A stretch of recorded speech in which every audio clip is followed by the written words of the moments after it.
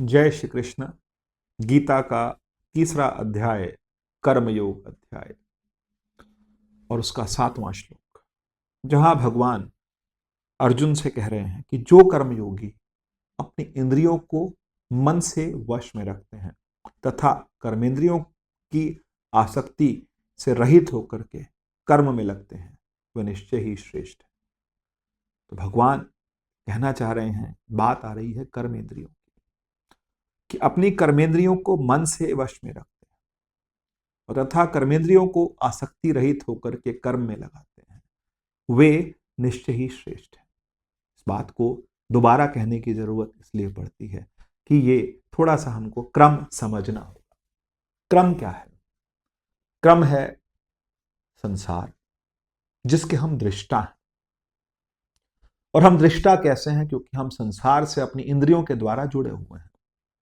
5 कर्म इंद्रियां और 5 ज्ञान इंद्रियां।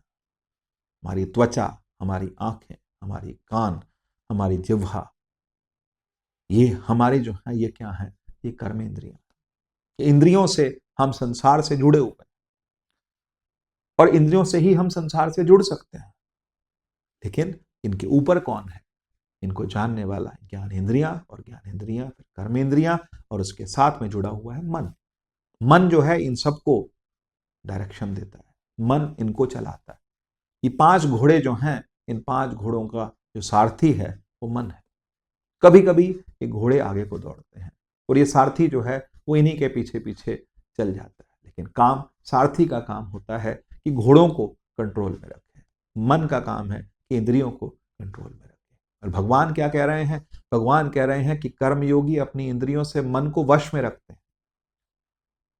इसका मतलब क्या है? इंद्रियों को मन से वश में रखते हैं और कर्म इंद्रियों में आसक्ति रहित होकर के कर्म में लगते हैं। इसका मतलब यह है कि अपने काम भी करने हैं।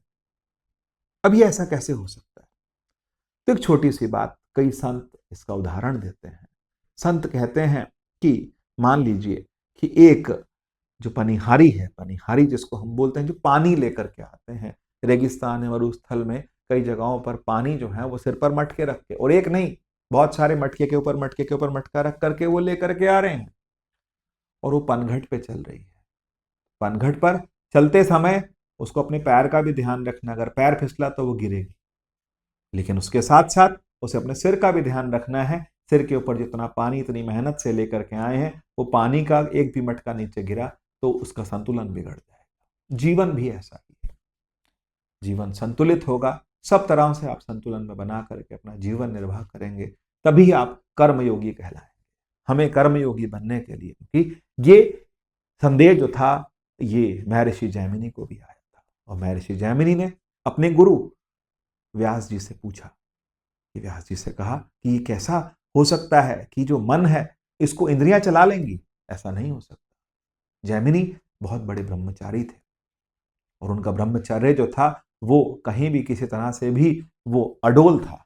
लेकिन जब ये बात कही तो गुरु को लगा, व्यास जी को लगा कि इन्हें हल्का सा क्या हुआ, अहंकार भी हुआ है और इन्हें हल्का सा संदेह भी हुआ है। इसका संदेह दूर करने के लिए उन्होंने शाम के समय कहा, मैं स्नान के लिए जा रहा हूँ, इस आश्रम में और किसी को मत आने देना। और ऐसा कह करके जब वो चले गए तो ब्रह्मचारियों का आश्रम था, जब वापिस आए, लेकिन उन्होंने एक सुंदर लड़की का रूप लेकर के वो आए और उसी समय उन्होंने अपनी माया से बहुत तेज बारिश करवाई।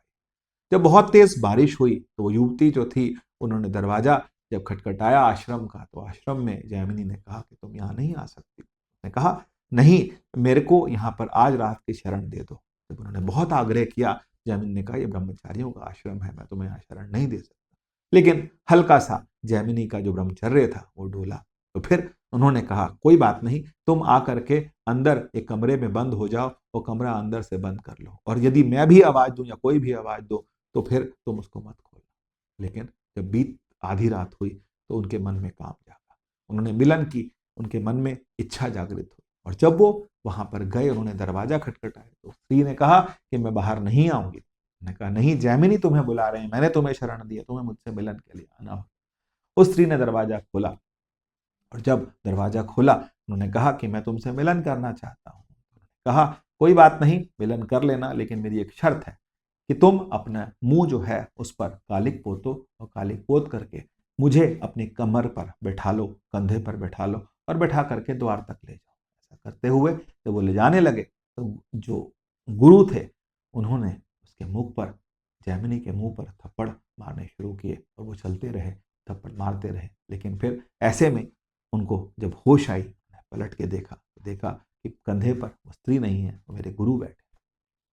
तब उनका मोह जो था वो भंग हुआ।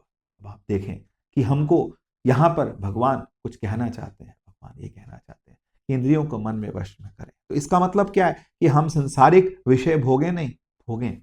संसारिक विषय हमारे भोगने के लिए हैं, लेकिन जब ये कहा जाए कि ब्रह्मचर्य, तो ब्रह्मचर्य का मतलब ये है कि ब्रह्म में विचरण करना।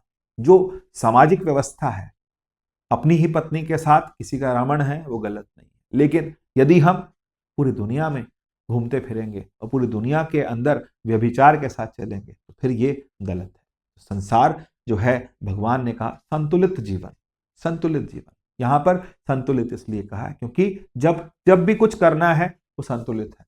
अगर संतुलित जीवन चल रहा है तो फिर मनुष्य को अपने जीवन का लक्ष्य जीवन में जरूर प्राप्त होता है और वही कर्मयोगी कहलाता है। जय श्री